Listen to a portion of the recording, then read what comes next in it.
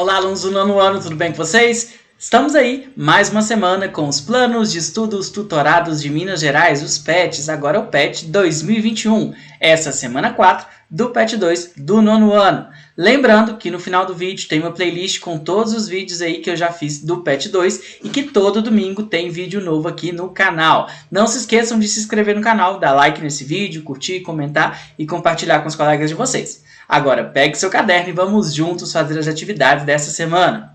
Essa semana a gente vai falar um pouco aí sobre as mulheres em movimentos sociais, né? Então, a participação aí tão importante das mulheres no período, né, da República Velha, beleza? Bom, primeiro a gente vai falar aí da famosa Maria Bonita, que era a esposa do Lampião. Olha só, casada com Lampião, o cangaceiro mais famoso da história, Maria Bonita rompeu com tradições regionais e permitiu que outras cangaceiras largassem suas residências e tiveram a oportunidade de se desligar de hábitos impostos ao gênero feminino. Apesar dessa abertura, nem todas as cangaceiras optaram por compor os grupos de cangaço. Muitas, por exemplo, foram raptadas ou estupradas e foram forçadas a acompanhar as jornadas dos bandos. Então, a Maria Bonita, né, ela vai ser aí um marco dentro da história do Brasil, porque ela vai romper, né, com os hábitos impostos às mulheres, né? Então, ela vai acompanhar o seu esposo aí, o Lampião, né, como uma cangaceira. E a gente vai ver que no movimento do cangaço a gente vai ter aí algumas outras mulheres. Isso não significa, pessoal, que não há problemas nessa participação. Por quê? A gente sabe que muitas mulheres foram raptadas, foram estupradas pelo cangaço, né? Então, não é que existia uma igualdade completa dentro do movimento do cangaço entre homens e mulheres, não. Mas a Maria Bonita é um símbolo dessa mudança, né, que a gente pode observar aí nos hábitos impostos ao gênero feminino, às mulheres, né? Um outro exemplo disso é a Sérgia da Silva, também chamada de Dadá, que era a esposa do Curisco, né, um dos homens principais aí do Lampião. Então, olha só, depois da morte de Curisco, sua companheira Sérgia da Silva, Dadá, assumiu as armas em tentativa de reerguer o próprio movimento cangaceiro. As cangaceiras eram recebidas pelas forças policiais de forma semelhante ao tratamento dado às mesmas pelas quadrilhas, repressão e machismo.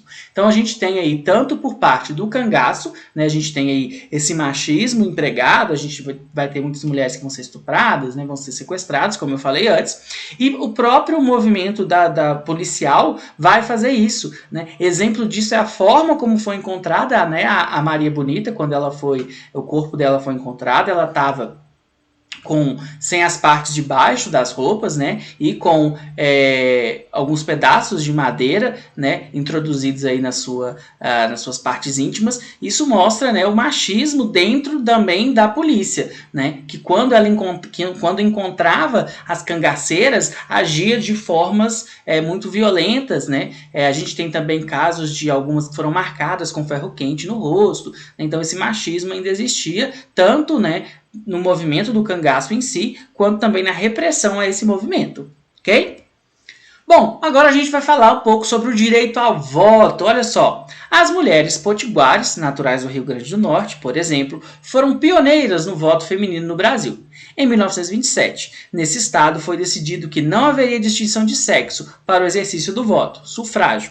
A potiguar Celina Guimarães Viana foi a primeira eleitora do Brasil e da América Latina. Essa mudança foi resultado da luta iniciada pela paulista Berta Lutz, que encabeçou a campanha pela igualdade social. Então a gente vai ter aí várias mulheres que vão lutar pelo direito ao voto, né? Então a gente vai demorar para ter, dentro da legislação, dentro da Constituição do Brasil, o direito ao voto feminino. Mas a gente vai ter aí, em 1927, lá no estado do Rio Grande do Norte, né, as mulheres tendo direito ao voto. Qual que era o discurso de negar o direito ao voto à mulher? Muitos diziam que as mulheres elas seguiriam o seu marido e que elas poderiam ser mandadas pelo marido, por isso elas não deveriam ter direito ao voto, né? Então, esse direito foi retirado.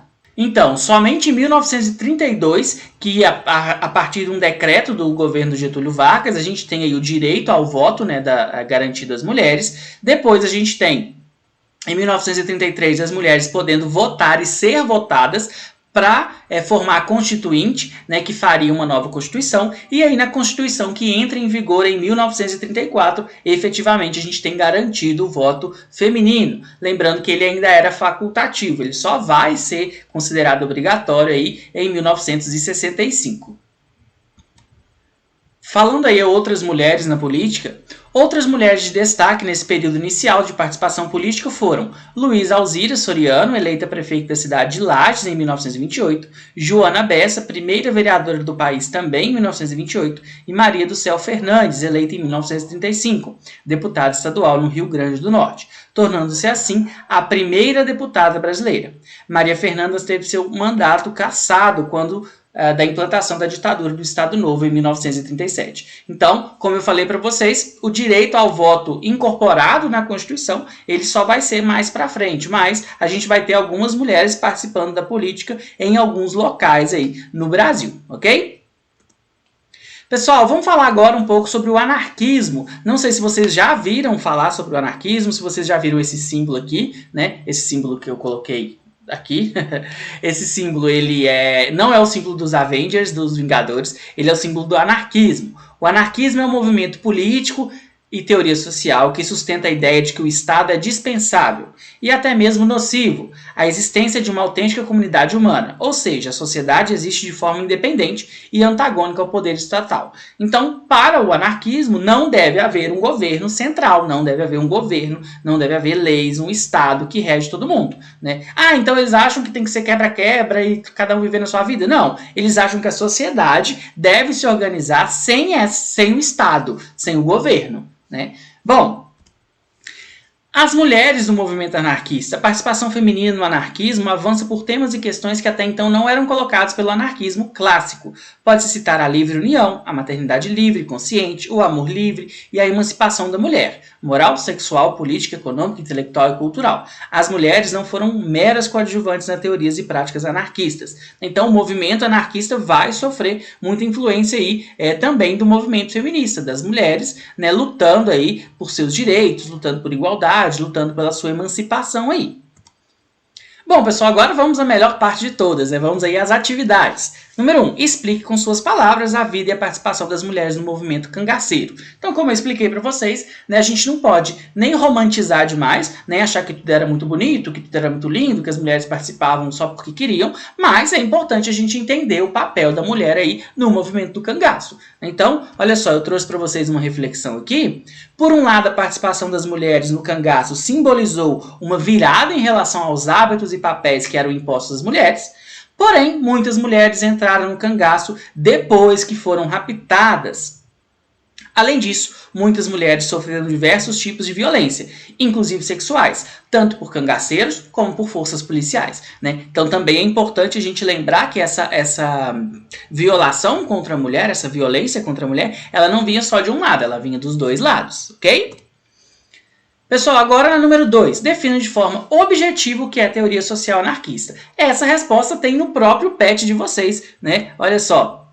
O anarquismo é um movimento político e teoria social que sustenta a ideia de que o Estado é dispensável e até mesmo nocivo à existência de uma autêntica comunidade humana, ou seja, a sociedade de forma independente e antagônica ao poder estatal. Então, para o anarquismo, a sociedade ela existe sem o Estado. Então, a gente não precisa de ter um governo para que a gente tenha um Estado. A gente não precisa ter um governo, um Estado para que a gente tenha uma sociedade, ok? E na número 3, aí, uma questão do Enem de 2013, olha só, a gente tem aí, né, duas mulheres, a gente tem uma mulher com a mão na cintura, como se ela estivesse falando alguma coisa, tem uma outra aí fazendo a criança ficar calada, né, a criança que está chorando ali. Na imagem da década de 1930, há uma crítica à conquista de um direito pelas mulheres relacionados com olha o que está escrito lá embaixo, haverá ainda quem resista à poderosa influência do partido mulherista. Então está falando em partido, né? Vamos ver aí qual a alternativa que pode ser. Redivisão do trabalho doméstico, liberdade de orientação sexual, garantia da equiparação salarial, aprovação do direito ao divórcio, obtenção da participação eleitoral. Qual que vocês acham que é? Essa tá fácil, né? Partido aí, né, direito a voto, alternativa é obtenção da participação eleitoral, beleza? Bom, pessoal, então é isso. Boa semana, bons estudos. Não se esqueçam de se inscrever no canal, dar like nesse vídeo, curtir, comentar e compartilhar. Na semana passada eu pedi para vocês comentarem aqui embaixo o nome da cidade de vocês. E a gente tem aí um comentário da Thelma Campos, lá de Itabira. Então, um abraço aí para a Thelma e para todo mundo de Itabira. E se você viu o vídeo até aqui, comenta aqui embaixo o nome da sua cidade para que eu possa mandar um salve aí na próxima semana, beleza? Boa semana então, pessoal. Até a próxima. Valeu!